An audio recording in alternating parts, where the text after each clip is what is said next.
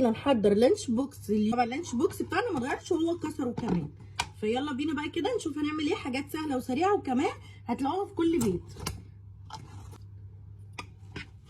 النهارده كده عملت له شويه رز باللبن والزبده، يا خرابي على طعمه.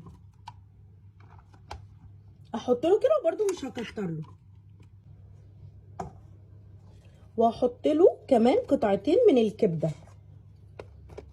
هل اكتفينا بكده؟ لا طبعا. يلا بينا نكمل. هنحط ايه تاني؟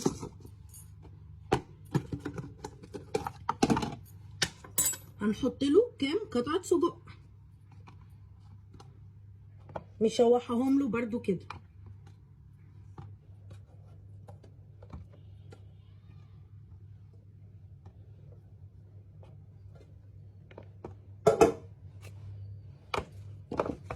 هل اكتفينا؟ برضو لا طبعا. وكمان بقى هكمل له. انا عامله له شويه كفته كده بالرز بالبصل المكرمل، تحفه.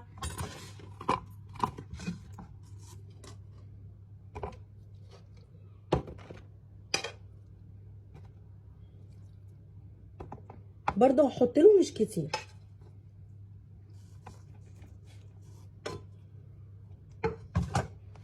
انا ما اعتقد كده كفايه.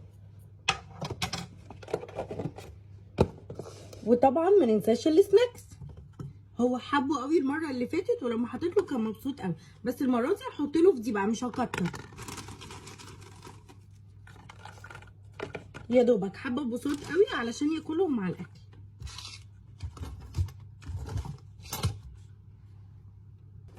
ونقفلها له بقى.